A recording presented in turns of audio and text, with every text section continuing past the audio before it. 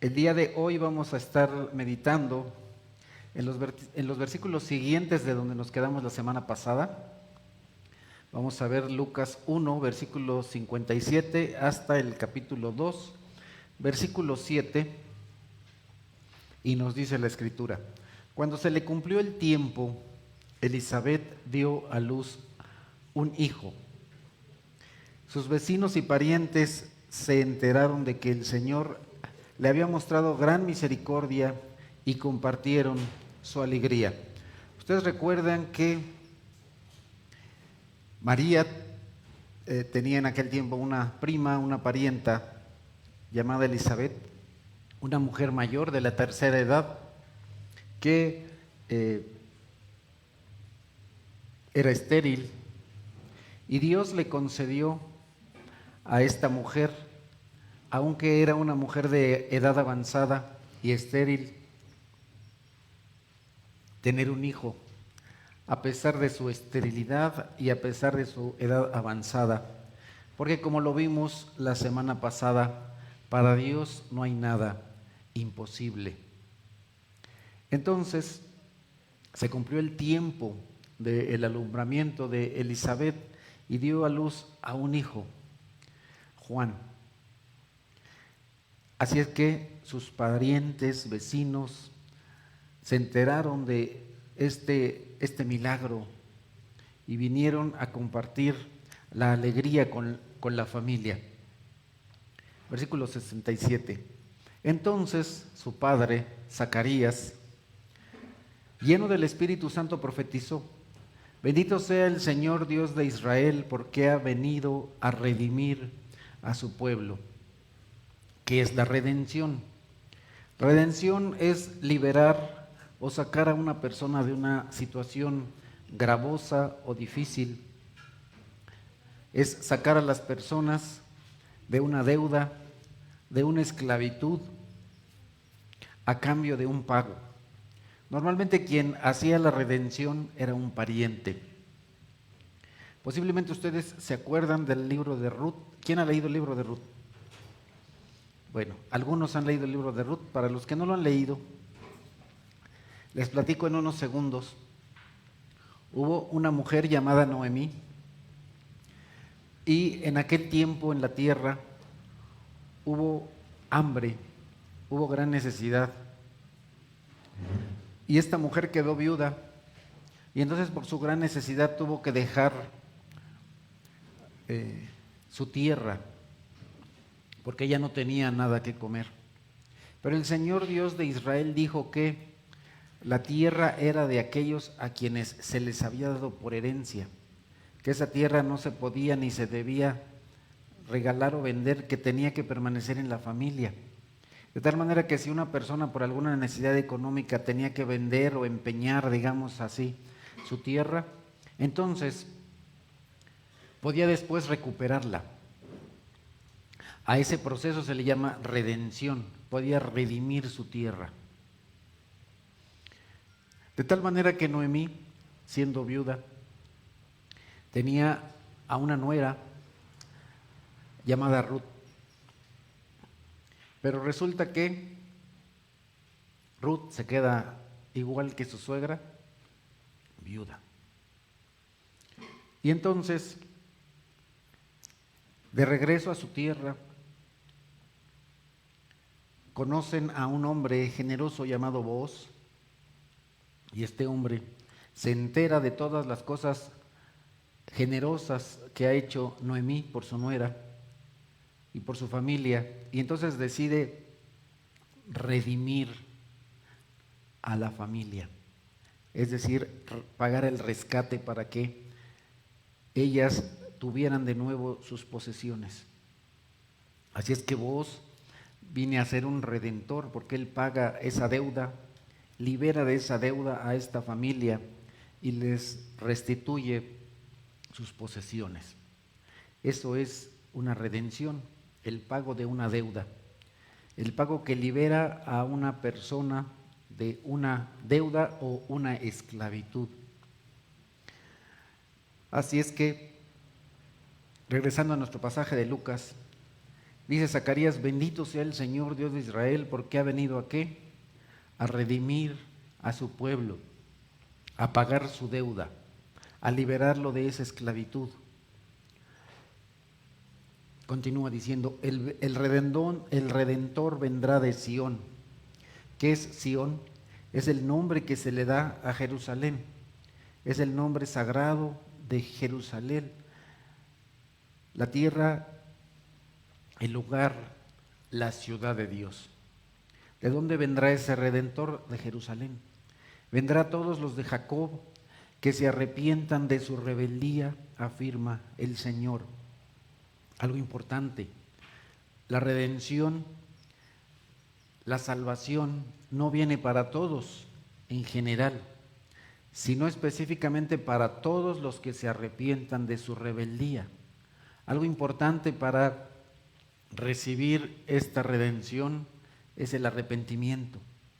Una persona que no se arrepiente, es decir, una persona que decide seguir pecando, no es salva. Algunas veces pensamos que porque una persona haga una oración y acepte al Señor como que diga que Jesús murió por él en la cruz, ya es salvo, pero en realidad no es solamente hacer la oración.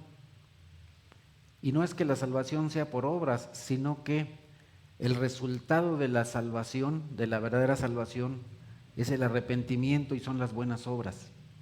Así es que vendrá a todos los que se arrepientan de su rebeldía. Espero que tú y yo ya nos hayamos arrepentido, pero normalmente, lamentablemente, seguimos pecando. ¿Y qué es lo que tenemos que hacer cuando llegamos a pecar? Arrepentirnos, dejar de pecar. Porque si no, estamos viviendo una vida de rebeldía en contra de Dios. Y entonces la salvación no vendrá a ti. Tal vez piensas que eres salvo, te imaginas que eres salvo, pero en realidad no lo eres, porque no te has arrepentido de tu rebeldía. ¿Quién lo afirma? El Señor. Continúa Zacarías dando este mensaje. Lucas versículo 1:69. Nos envió un poderoso Salvador. En otras traducciones dice: levantó un cuerno de salvación en la casa de David su siervo, como lo prometió en el pasado por medio de sus santos profetas. Recordemos que en aquel tiempo la ganadería era algo muy cotidiano. Estaban habituados a ver animales de campo, animales de establo, entre ellos las ovejas y las cabras. Y ellas mostraban su poder, ya sea para atacar o para defenderse, por medio de los cuernos. De tal manera que entre más grande era ese cuerno, normalmente los animales más fuertes tenían cuernos más grandes. Y con esos cuernos más grandes es con el que se protegían o bien atacaban a sus enemigos. Por lo cual, aquí dice que nos ha mandado, en la versión original decía: levantó un cuerno de salvación. El cuerno entonces era un sinónimo de poder, de fuerza. Incluso si han leído el libro del Apocalipsis, se habla de cuernos, es decir, de personas en posición de poder, reyes. Así es que el Señor Dios, dice aquí Zacarías, nos envió un poderoso Salvador. Ahora, algo muy interesante es que anteriormente los profetas decían: enviará Dios, traerá salvación. Pero aquí Zacarías ya está hablando en pasado. ¿Por qué? Porque por el poder del Espíritu Santo, María había quedado embarazada. Así es que en el vientre de María el Espíritu Santo había depositado a Jesucristo, el Hijo único de Dios. Poderoso Salvador. ¿Para qué? El día de hoy a esta predicación le puse los para qués de la Navidad. ¿Para qué? Y vamos a encontrar varios paras. para librarnos de nuestros enemigos y del poder de todos los que nos aborrecen. Voy a regresar un poquito después al versículo 72, pero vamos a hablar un poquito de los enemigos. En Juan capítulo 8, nosotros tenemos en los versículos del 34 al 36, ciertamente les aseguro que todo el que peca es esclavo del pecado. Ahora bien, el esclavo no se queda para siempre en la familia, pero el hijo sí se queda en la familia para siempre. Así que si el hijo los libera, serán ustedes verdaderamente libres. De tal manera que por el poder, por este cuerno poderoso, por este ser poderoso y extraordinario, seremos liberados ¿de qué? Del pecado. De eso nos libera Dios, por medio de la fe en Jesucristo, al creer que Jesucristo es el Hijo único de Dios, creador del cielo y de la tierra, de todo lo visible y lo invisible. Sean tronos, sean poderes, sean cualquier cosa que sea. Romanos capítulo 5 dice, por medio de un solo hombre el pecado entró al mundo y por medio del pecado entró la muerte. Fue así como la muerte pasó a toda la humanidad porque todos pecaron. Así es que por medio del pecado de Adán, por el pecado de Adán, entró el pecado al mundo. Y entonces tenemos un pecado heredado, el pecado de Adán. Entonces esa separación entre Dios y los hombres. Si nosotros estudiamos Génesis capítulo 1, la Escritura nos dice que Dios paseaba a plena luz de día en el huerto de Edén, en el cual vivían Adán y Eva. Entonces había comunión en Edén. El hombre tenía la bendición tremenda de poder platicar con Dios, de ver cara a cara a Dios, de estar con Él. Entonces esa comunión se perdió. ¿Por qué? Por el pecado. Recordemos lo que significa la palabra muerte, separación. Así pues, el hombre fue separado no solo de Edén, sino también de Dios. Se perdió la comunión. Se pierde la comunión entre Dios y el hombre por el pecado de Adán.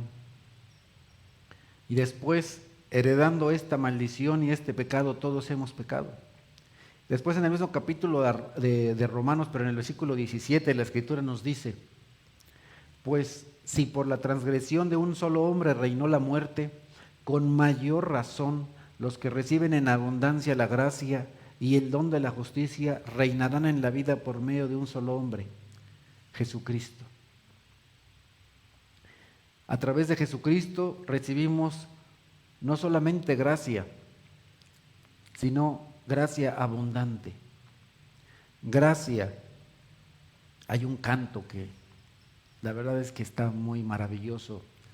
Dice, el pecado era grande, pero Dios es más grande.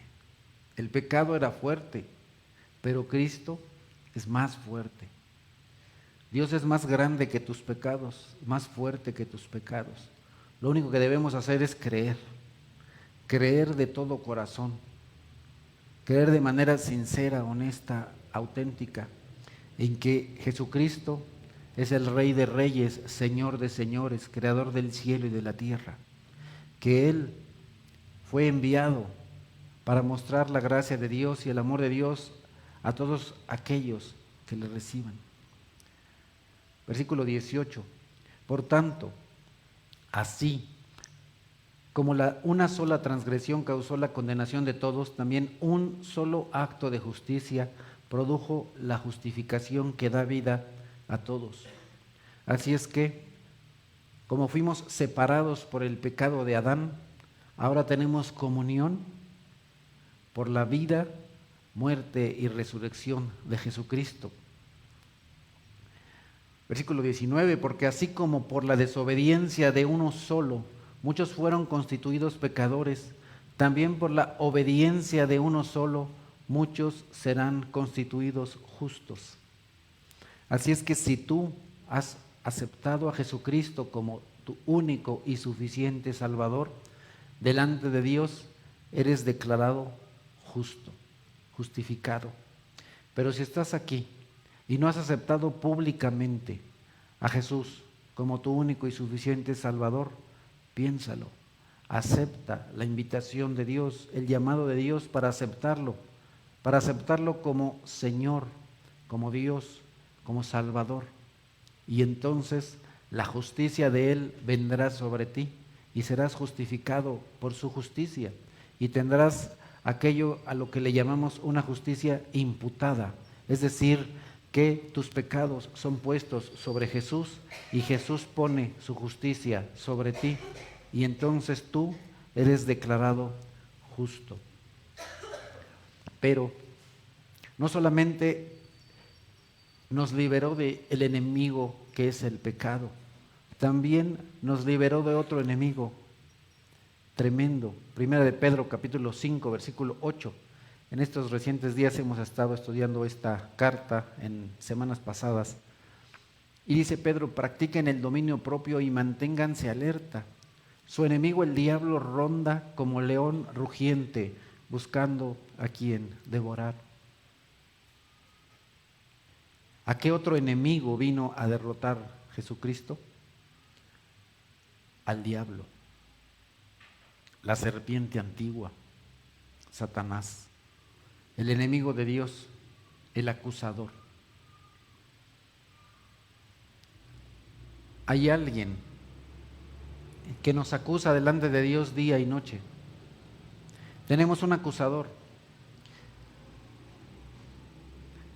pero también, por la gracia de Dios, tenemos a un defensor, Jesús. Tenemos un abogado, pues abogado tenemos delante de Dios, a Jesucristo, el justo. Si bien es cierto que hay alguien que te está acusando todo el tiempo por tus pecados, también hay alguien que te defiende. Nosotros como hijos de Dios debemos tener cuidado de no ser como el enemigo, acusadores, acusándonos los unos a los otros de esto y de aquello. Debemos más bien ser como Cristo, defendiéndonos los unos a los otros, ayudándonos en nuestras debilidades, fortaleciendo, levantando al caído, fortaleciendo las manos caídas, fortaleciendo las rodillas débiles. Ese es nuestro trabajo. Es lo que debemos hacer como embajadores de Dios en esta tierra. Estamos aquí para defender, no para acusar. Pues llegará un tiempo de juicio, pero ese tiempo no es hoy, ni es aquí. El Señor Jesús dice, ustedes son como su padre, el diablo. Entonces debemos demostrar quién es nuestro Padre. ¿Quién es tu Padre?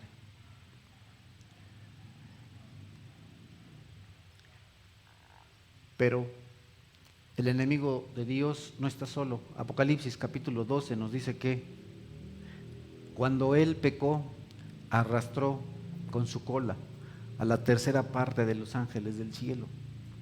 Y en Efesios capítulo 6 nos dice la Escritura, porque nuestra lucha no es contra seres humanos, sino contra poderes, contra autoridades, contra potestades que dominan este mundo de tinieblas, contra fuerzas espirituales malignas en las regiones celestiales.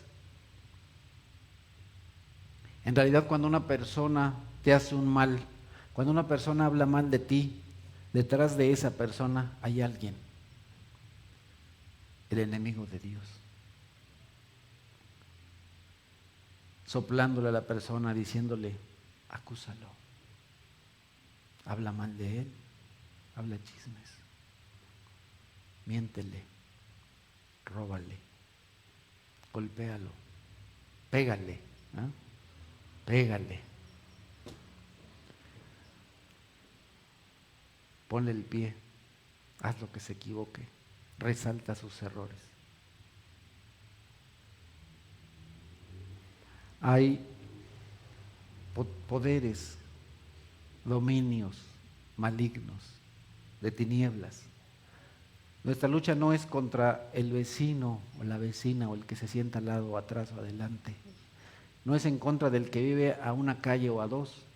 Nuestra lucha en realidad es contra esos seres malignos que influencian a las personas, que los tientan, que los empujan. Y esas personas incluso pueden ser personas cercanas a ti. No te sorprendas. Una persona puede estar en algún momento sirviendo a Dios y en otro momento sirviendo al diablo. A veces dándose cuenta y a veces sin darse cuenta. Un ejemplo de esto es Pedro. En alguna ocasión el Señor Jesús le dijo: tendré que ir y dar la vida. Y voy a ser sacrificado y voy a ser muerto. ¿Y qué es lo que le dijo Pedro? No, Señor, no hagas eso.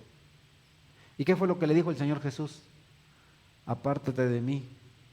¿Qué? Satanás. Y era Pedro, un apóstol, un enviado. Pero de pronto, así como Pedro, cualquiera de nosotros, de pronto podríamos ser influenciados por el enemigo para buscar no la gloria de Dios, no el reino de Dios, sino que nuestra propia gloria, nuestra propia comodidad, nuestra posición, nuestro estatus. Y tu lucha no es contra esa persona, sino contra aquel que lo influencia, que lo empuja. Porque nuestra lucha no es contra seres humanos, sino contra poderes. En realidad Jesucristo no vino aquí a luchar contra Pedro, sino contra Satanás.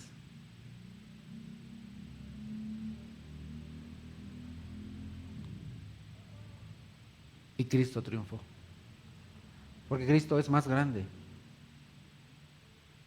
Así es que en esta lucha que nosotros tenemos, en la cual tú, de manera individual, en algún momento eres atacado, o tu familia es atacada, o la iglesia es atacada, piensa en esto: Dios es ese Salvador poderoso. Dios es ese cuerno, Jesucristo es ese cuerno de poder. Dios poderoso, y no solo poderoso, todopoderoso. Por tanto, pónganse toda la armadura de Dios para que cuando llegue el día malo puedan resistir hasta el fin con firmeza. Hoy no hablaré de esa armadura, pero regresen a casa y recuerden lo que hemos predicado en algunos días anteriores. Por tanto, pónganse toda la armadura de Dios, porque a pesar de que el Señor ha vencido, el enemigo anda como león rugiente porque sabe que le queda poco tiempo. Entonces siempre está buscando molestar a más de una persona de esta iglesia y de cualquier congregación, porque se vino a hacer guerra en contra de todos aquellos que hacen la voluntad de Dios. Y si tú haces la voluntad de Dios, vas a ser atacado. Si no haces la voluntad de Dios, pues no vas a ser atacado. Lucas, regresamos a Lucas, que es nuestro pasaje. Así Dios lo juró a Abraham, nuestro padre. Nos concedió que fuéramos libres del temor. La Escritura nos dice, y hay muchos pasajes, no puse todos, ese no lo puse. La Escritura dice que el Señor nos liberó del temor a la muerte que nos tenía atrapados. ¿Cuántas personas no le tienen temor a la muerte? Pero el verdadero creyente no le tiene temor a la muerte. La Escritura dice, el Señor Dios Todopoderoso dice: no tengan temor o no teman aquellos que matan el cuerpo, pues después de eso nada más les pueden hacer.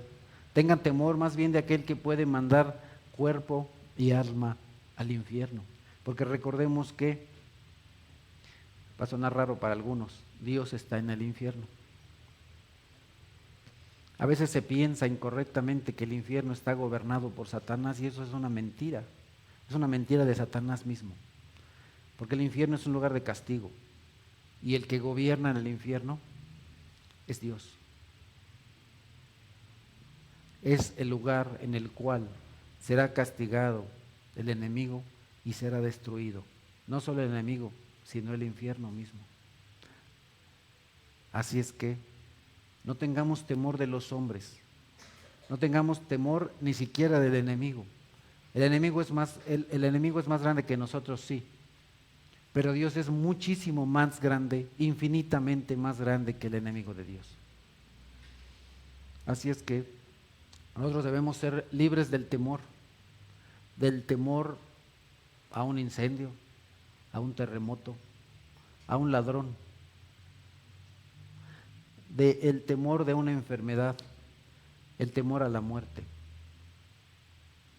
Nosotros como hijos de Dios debemos vivir sin temor en este mundo, porque tenemos asegurada la vida eterna, porque tenemos de nuestro lado al Rey de Reyes, al Señor de Señores, al Todopoderoso, al que todo lo ve, todo lo sabe, al que está en todo lugar, al que es infinito, al que es eterno, al que nunca se cansa, al que nunca duerme. Ese es nuestro Dios. Y vino a rescatarnos del poder de nuestros enemigos. Y el día de hoy la predicación es los para qué. ¿Y para qué Dios hizo eso? ¿Para qué? Para que le sirviéramos con santidad y justicia. Por lo tanto, amados hermanos, debemos limpiar nuestras manos, limpiar nuestros ojos. Hay cosas que vemos que no debemos ver.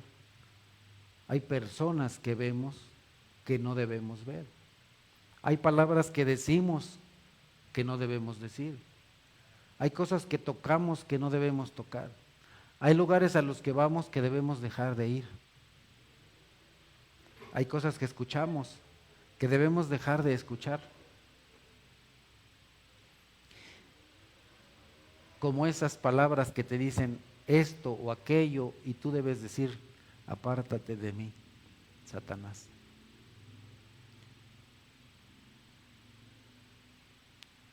Con santidad.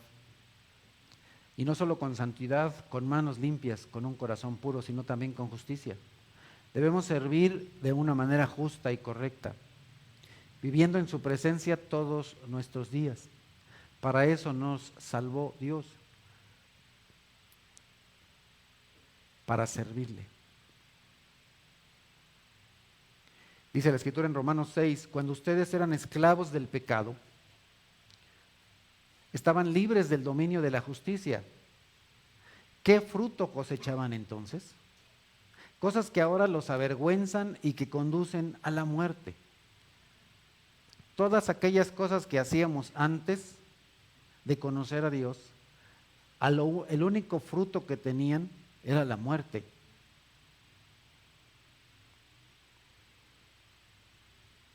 Pero ahora, versículos siguientes, pero ahora, del 22 en adelante, que han sido liberados del pecado y se han puesto al servicio de Dios, cosechan la santidad que conduce a la vida eterna, porque la paga del pecado es muerte, mientras que el regalo, la dádiva de Dios es vida eterna en Cristo Jesús, nuestro Señor.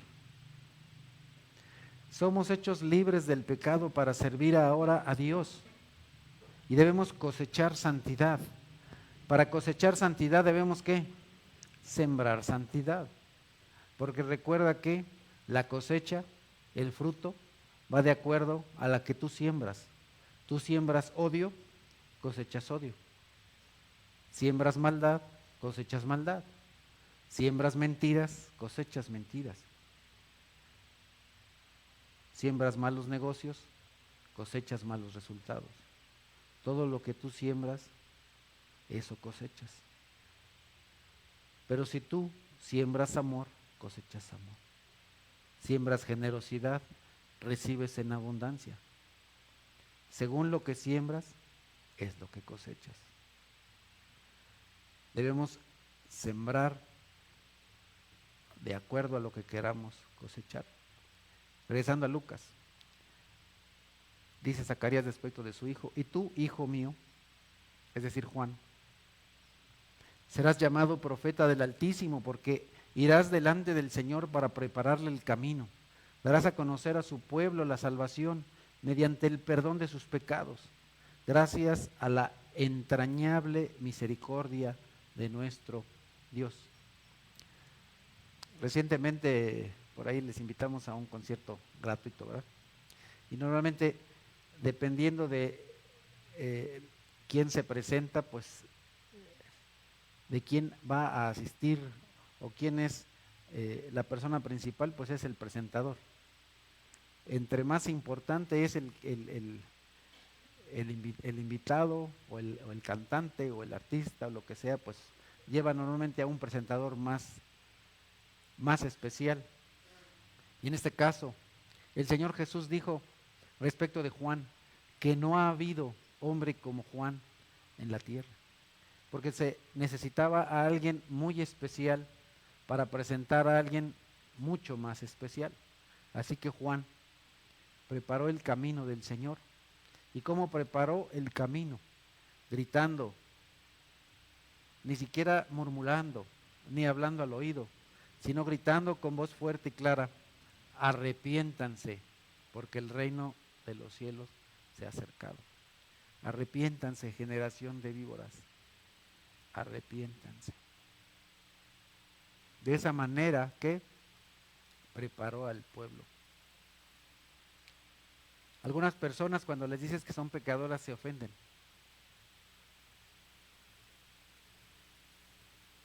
Normalmente nuestra naturaleza carnal es así. Si nos dicen que estamos haciendo algo mal, todavía nos hacemos los ofendidos.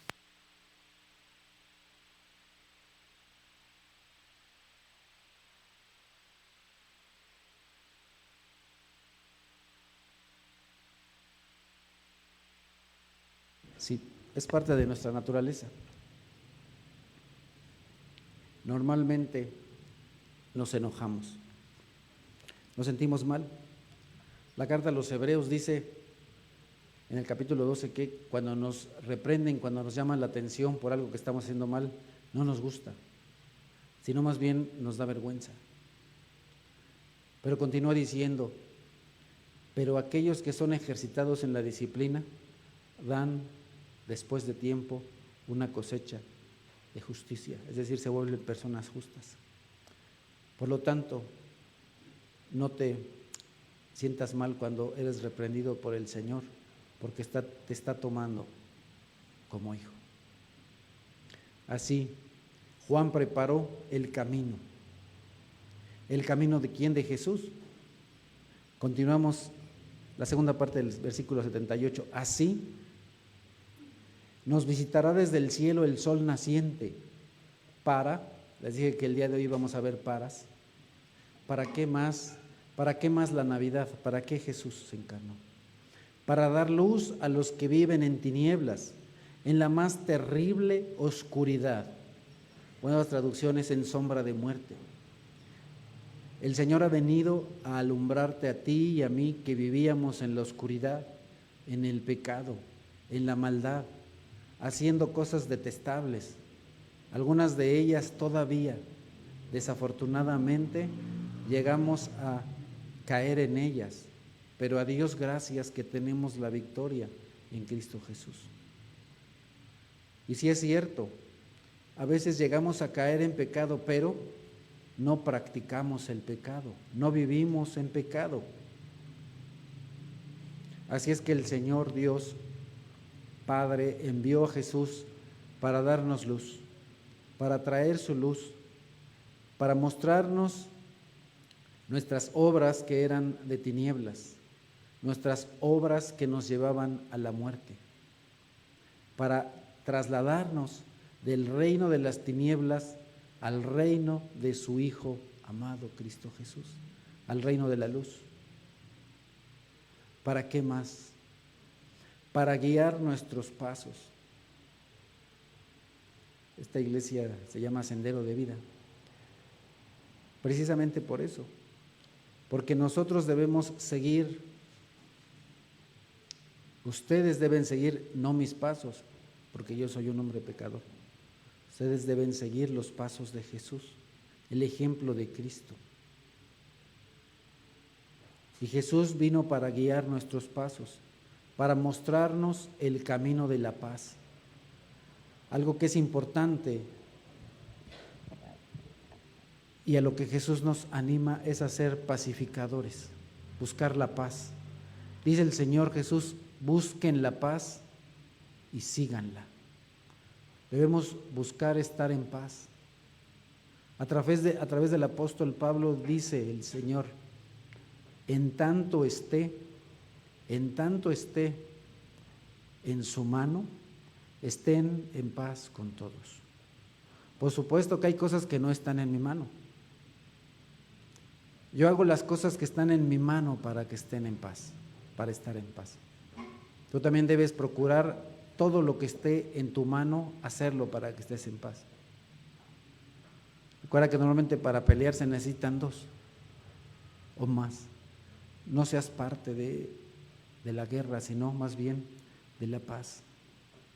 Y el Señor Jesús nos muestra la senda de la paz, porque cuando lo ofendían no respondía con ofensas, cuando lo insultaban no respondía con insultos ni con amenazas, sino que encomendaba su causa a aquel que juzga justamente.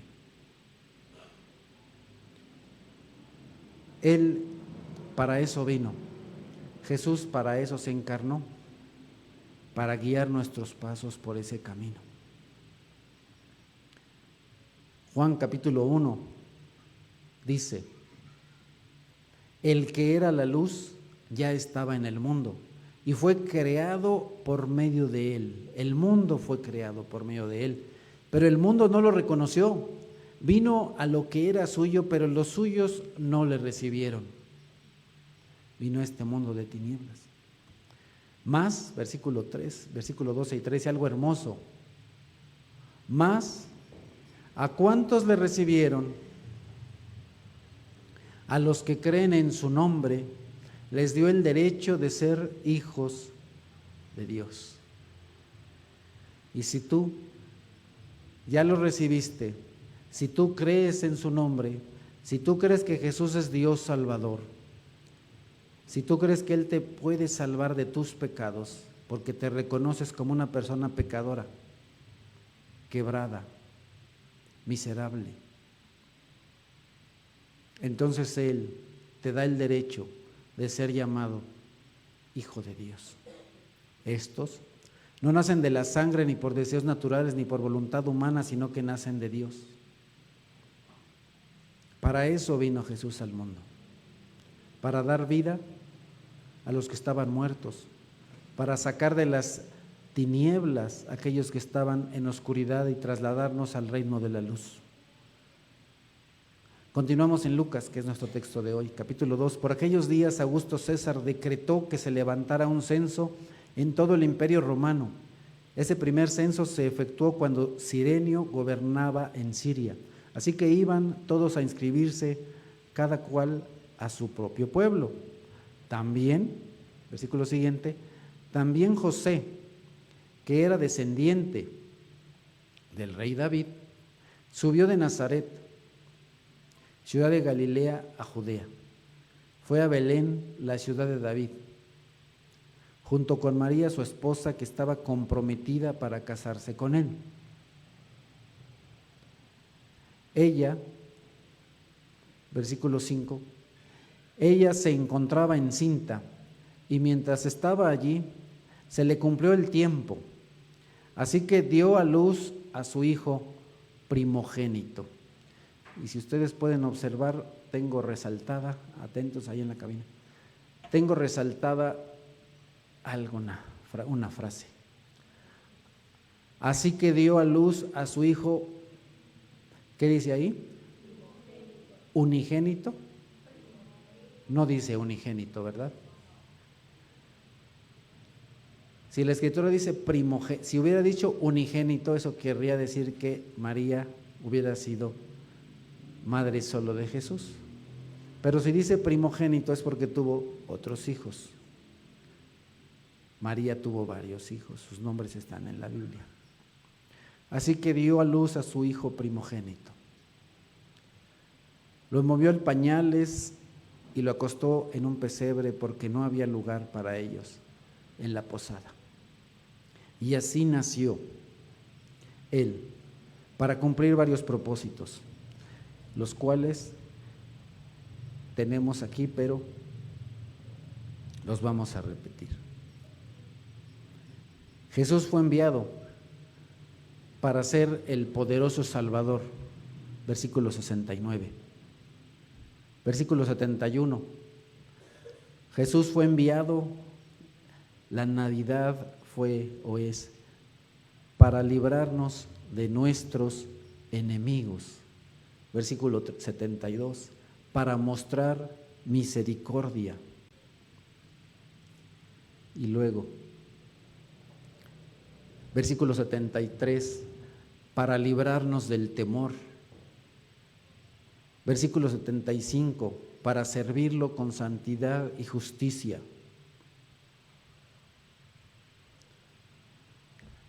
Versículo 78, para dar luz a los que viven en tinieblas. Versículo 79, para guiar nuestros pasos.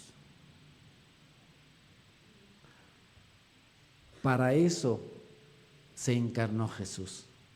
Esos son los paraqués de la Navidad. Para eso se encarnó Jesús. Espero que en esta Navidad cumplas en tu vida todos esos paraqués por los cuales Jesús se encarnó en un día que celebramos, que conmemoramos el día de hoy, que no sabemos si históricamente fue hoy, pero que el día de hoy, con alegría y con gozo, conmemoramos en nuestros hogares. Que la paz del Señor Jesucristo reine en el hogar de cada uno de ustedes. Amadísimo Señor, te bendecimos y te damos gracias por la encarnación de tu Hijo, Cristo Jesús, poderoso Salvador, que nos ha librado del pecado, de la muerte, de Satanás, que nos ha hecho libres. Te suplicamos, Señor, que cumplamos tus propósitos, que los propósitos de Cristo se cumplan en cada uno de nosotros, que seamos personas humildes, pacíficas, pacificadoras, santas, que te sirvamos con alegría y con gozo cada día de nuestras vidas. Señor, te suplico por cada miembro de esta congregación, no solo por los que el día de hoy asistieron, sino por los que asisten regularmente, por aquellos que están el día de hoy por motivos de su trabajo, realizando esto mismo para el sustento de su hogar. Te doy gracias porque tú has sustentado a esta iglesia y las familias de esta iglesia. Te suplico por favor, Santísimo Dios, que esta batalla que tenemos día a día con tu enemigo, que también es nuestro enemigo, nos ayudes, Señor, a salir victoriosos en cada tentación, en cada ataque. Que recordemos cada uno de nosotros por ponernos la armadura de la cual tú nos has provisto, para que en el día malo no suframos de lastimaduras, Señor, sino más bien que en cada día te demos a ti la gloria, porque tú no solamente nos has hecho victoriosos, sino nos has hecho más que vencedores por aquel que pagó por nuestros pecados en la cruz, al cual el día de hoy, con alegría y gratitud, conmemoramos. Amén. Muy bien, amados hermanos, pues le vamos a invitar